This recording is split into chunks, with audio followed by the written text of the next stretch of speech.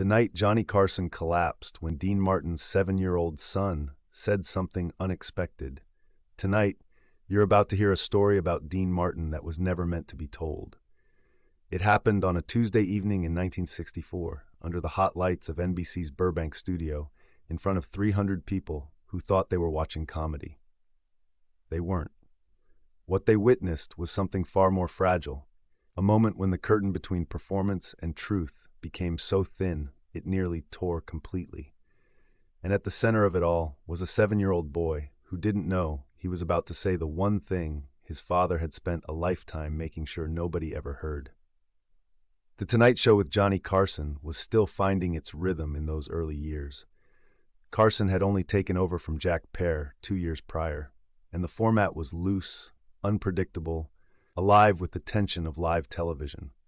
There were no 7-second delays, no safety nets.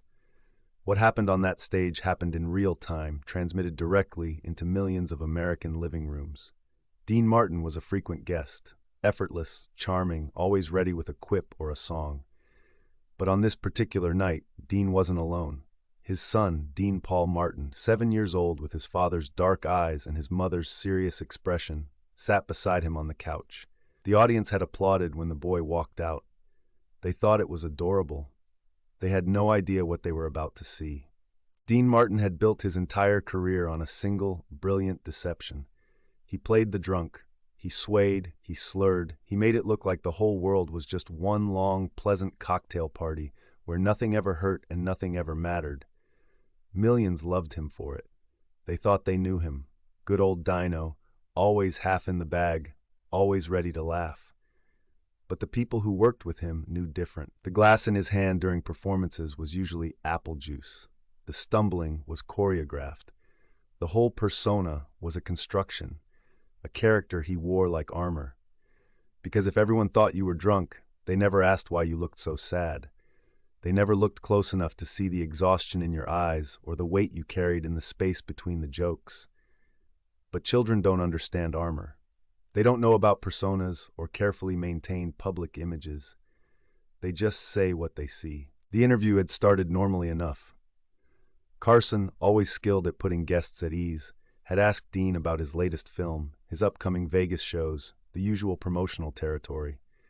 Dean responded with his trademark cool, leaning back, cigarette in hand, answering questions with just enough wit to get a laugh, but never enough effort to seem like he was trying. The audience ate it up. This was the Dean Martin they paid to see.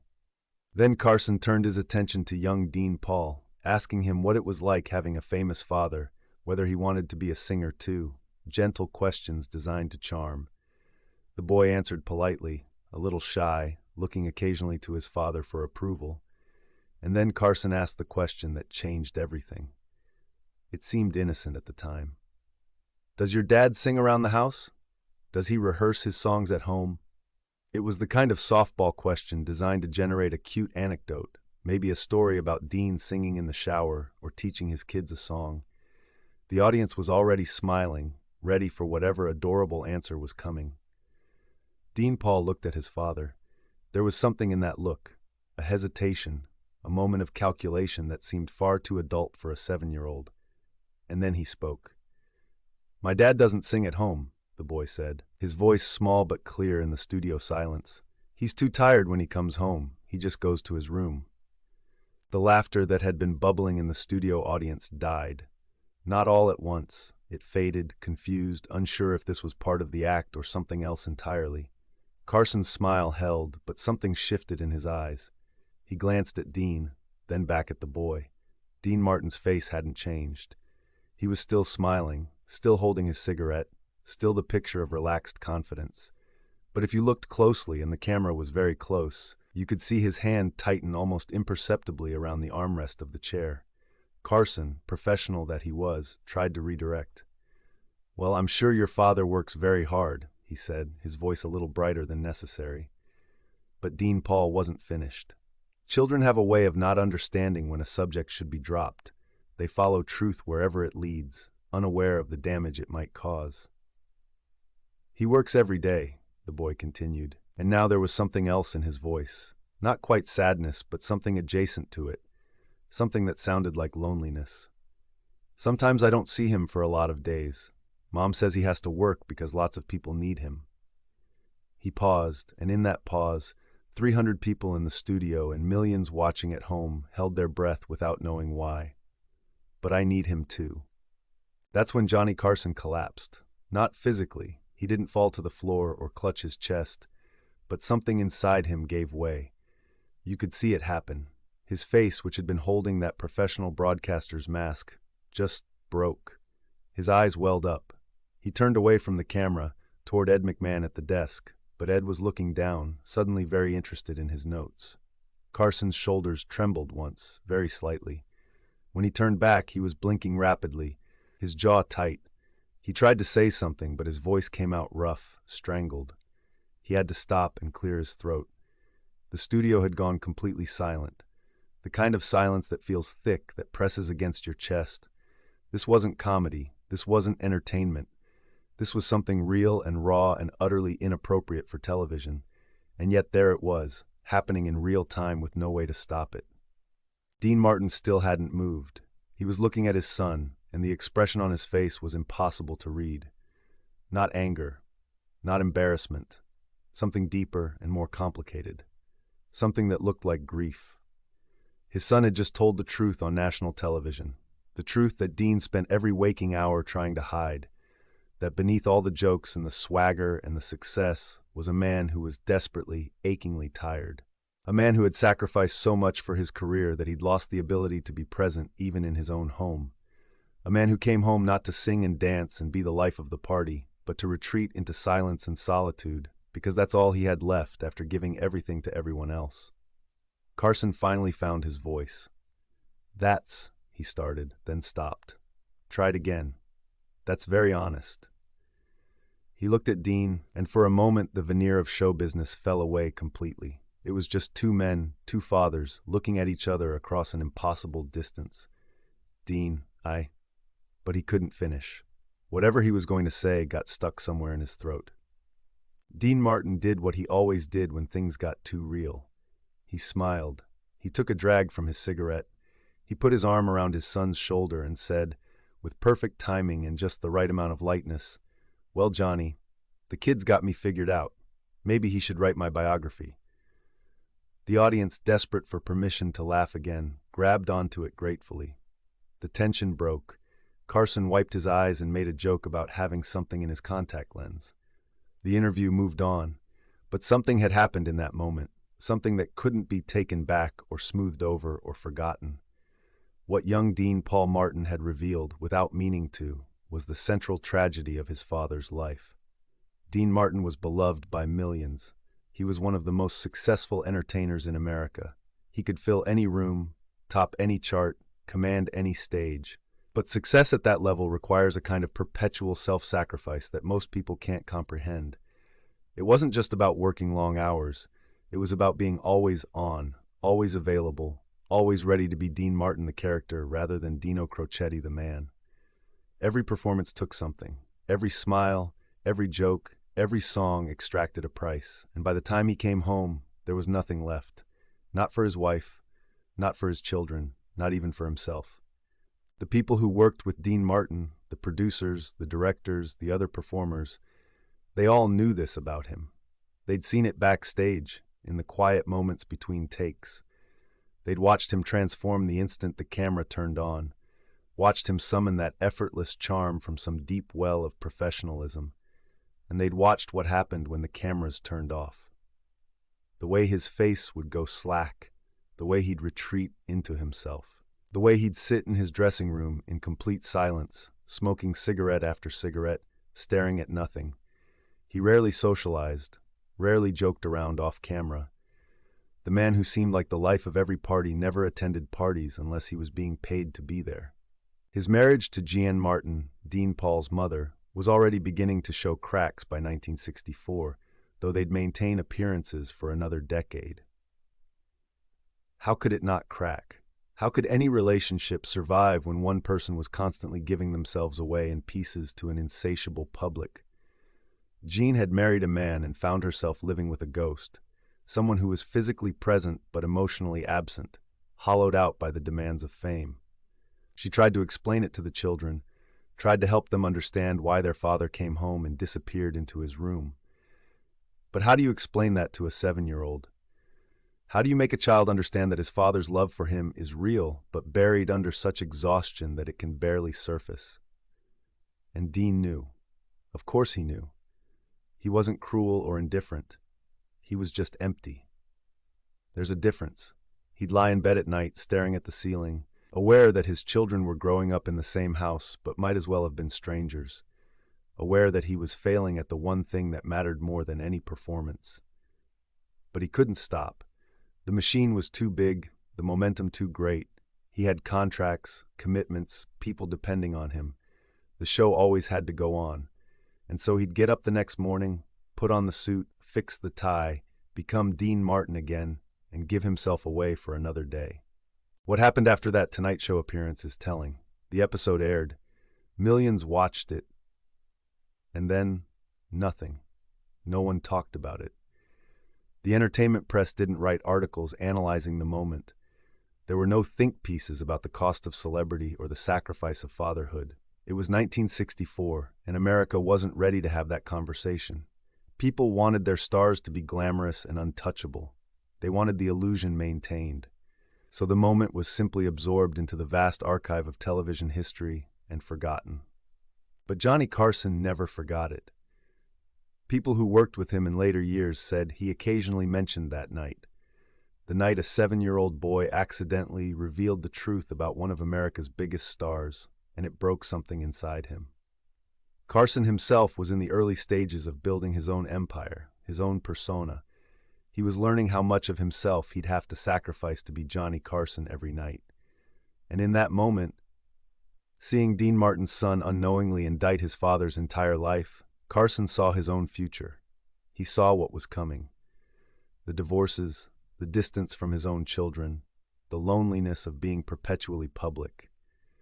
Years later, in a rare candid moment, Carson would tell an interviewer that the hardest part of his career wasn't the pressure or the hours, it was going home.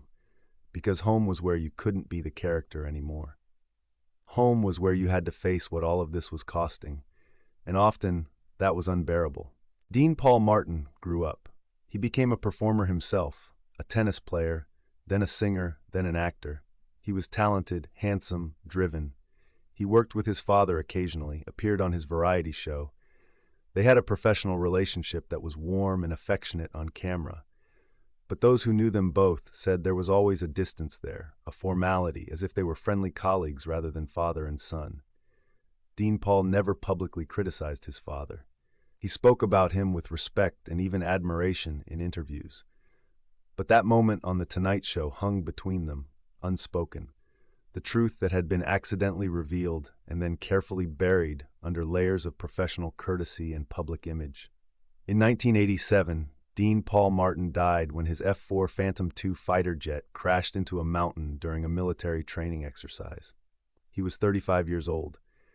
Dean Martin, by then in his 70s, was shattered. People who saw him after his son's death said it was the only time they'd ever seen the mask completely fall away. He wasn't Dean Martin anymore. He was just a father who had lost his child. He withdrew from public life, stopped performing, stopped appearing on television. He'd spent his whole life maintaining a careful distance from real emotion, and now it had caught up with him all at once. The grief was unbearable precisely because it was unfiltered. There was no character to hide behind anymore, no persona to protect him. Some people said Dean Martin never recovered from his son's death, that he died of a broken heart years before his body finally gave out on Christmas morning 1995. Others said he'd been dying slowly for decades, that the price of being Dean Martin had been paid in installments across a lifetime, and his son's death was simply the final payment. Either way, the distance that had existed between them, the distance that 7-year-old Dean Paul had tried to bridge that night on The Tonight Show with his heartbreaking honesty, never closed. And that's what haunted Dean Martin in his final years. Not the things he'd done, but the things he hadn't. The moments missed, the connections never made.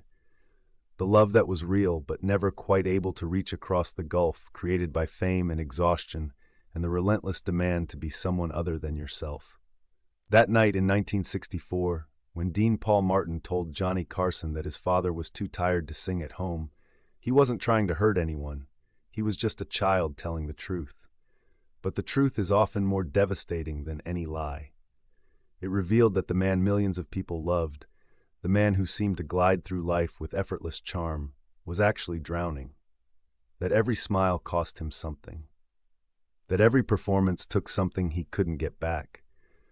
That he'd traded his private life for his public one, and the exchange rate had been catastrophic.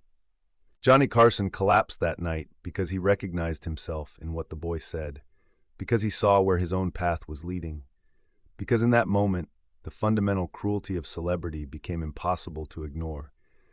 That to be loved by millions, you often have to become unavailable to the people who need you most. That success at that level isn't just about talent or luck or hard work. It's about willingness to sacrifice everything personal, everything intimate, everything real on the altar of public adoration. And most people don't understand that trade until it's already made, until they're so far down the path that turning back is impossible. Dean Martin never spoke publicly about that Tonight Show appearance. He never addressed what his son said or acknowledged the moment of vulnerability that had been accidentally broadcast to millions. That wasn't his style. He kept moving forward, kept performing, kept being Dean Martin until the day his son died and he couldn't do it anymore. But the people who were there that night, the studio audience, the crew, Johnny Carson himself, they never forgot it. They'd seen something they weren't supposed to see. A crack in the facade, a glimpse of the real cost of the life everyone thought they wanted. There's footage of that Tonight Show episode somewhere in NBC's archives. It's never been released commercially. It doesn't appear in compilation shows or retrospectives. Perhaps someone decided it was too raw, too real, too uncomfortable for public consumption. Or perhaps it's just been forgotten, lost in the vast sea of television history. But the people who saw it live remember. They remember the silence in the studio. They remember Johnny Carson's face crumbling. They remember Dean Martin's smile that didn't quite reach his eyes. And they remember a 7-year-old boy telling the truth. In the end, that's what this story is about. Not scandal or gossip or celebrity drama. It's about the price of giving yourself away piece by piece until there's nothing left for the people who actually matter. It's about a child's honest observation cutting through years of carefully constructed persona to reveal the exhausted man underneath. It's about Johnny Carson seeing his own future in that moment and breaking down because there was no way to stop it. And it's about Dean Martin, talented, charming, beloved Dean Martin, who spent his life making millions of people happy while slowly forgetting how to be present in his own home. The saddest part is that it didn't have to be this way. Dean Martin wasn't trapped by poverty or lack of options. He was trapped by success, by expectation, by the machine he'd helped build and that now controlled him. He could have walked away, could have done fewer shows, taken more time off, prioritized his family over his career. But that's not how it works for men of his generation, especially not for men who'd clawed their way up from nothing. You don't walk away. You don't say no. You keep working because that's what you do. And you tell yourself that you're doing it for your family, that you're providing for them, giving them a good life. And you ignore the fact that what they actually need is you, present and available and emotionally engaged. Not your money, not your success, just you. Years after that Tonight Show appearance, after Dean Paul had grown up and begun his own career, a reporter asked him what it was like having Dean Martin as a father. It was the kind of question celebrities' children get asked constantly, usually designed to elicit cute stories or expressions of pride. But Dean Paul paused for a long time before answering, and when he did, his response was measured, careful. "My father," he said, "was very good at what he did." It wasn't an insult, but it wasn't quite praise either. It was acknowledgement, an understanding that Dean Martin the performer and Dean Martin the father weren't quite the same person, and that the former had consumed so much energy there, hadn't been much left for the latter. Tonight, you heard a story about a moment on television when the curtain fell away and America glimpsed something it wasn't supposed to see. A 7-year-old boy telling the truth. A famous host breaking down on live television. A beloved entertainer revealed as a man so exhausted by his own success that he had nothing left for his own child. It happened once, late at night, under hot studio lights, in front of 300 people who didn't fully understand what they were witnessing. The moment passed. The show went on. Dean Martin kept performing. Johnny Carson kept hosting. Dean Paul kept growing up, and the machine of celebrity kept grinding forward, consuming everyone in its path, just as it always had and always would. But for those few seconds, the truth slipped through. And once you've seen it, you can't unsee it. You can't watch Dean Martin perform without wondering what it cost him. You can't hear his laugh without hearing the exhaustion underneath it. You can't see the smile without seeing the man behind it, going home to an empty room because he had nothing left to give. That's the story. Not a scandal, not a tragedy in the dramatic sense, just the slow, grinding reality of a life lived in service to millions, while the people closest to you slowly become strangers.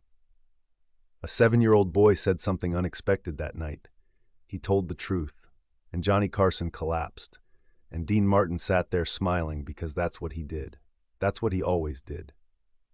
Until the day he couldn't anymore.